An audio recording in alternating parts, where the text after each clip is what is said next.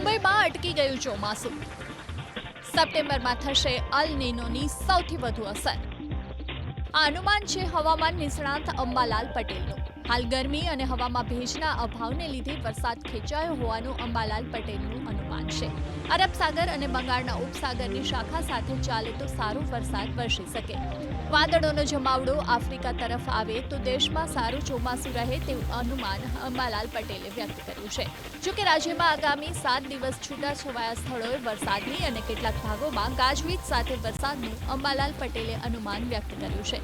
સાથે જ રાજ્યમાં 15 થી 50 કિલોમીટર પ્રતિ કલાકની ઝડપે પવન ફૂંકાવાનું અને મુંબઈમાં 15 જૂન બાદ ચોમાસું સક્રિય થવાનું અનુમાન અંબાલાલ પટેલે વ્યક્ત કર્યું.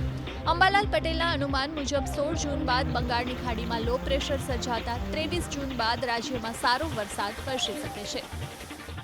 હમણાં બંગાળ ઉપસાગરમાં જરા પૂર્વ ભાગમાં વરસાદ વધારે છે અને અરબી સમુદ્રની શાખા મુંબઈમાં અટકી છે.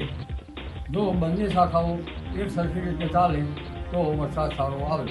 આ ઉપરાંત લગભગ આફ્રિકા તરફ એક એટમોસ્ફેરિક વેવ આવી રહેલ નથી.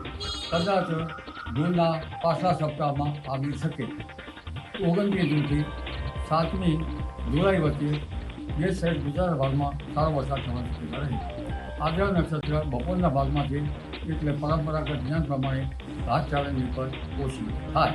ગુજરાત તરફ વરસાદ થવાની શક્યતા રહે છે અને આજથી 19 જૂન વચ્ચે વૃક્ષિસ નક્ષત્રનો વરસાદ ગાજવીજ સાથે સૌરાષ્ટ્રના ભાગો, દક્ષિણ સૌરાષ્ટ્રના ભાગો, પશ્ચિમ સૌરાષ્ટ્રના ભાગો, ઉત્તર ગુજરાતના ભાગો, પંચમહાલના ભાગો, કેટલાક મધ્ય ગુજરાતના ભાગોમાં ગાજવીજ સાથે પવનની ગતિ સાથે વરસાદ થવાની શક્યતા રહેશે.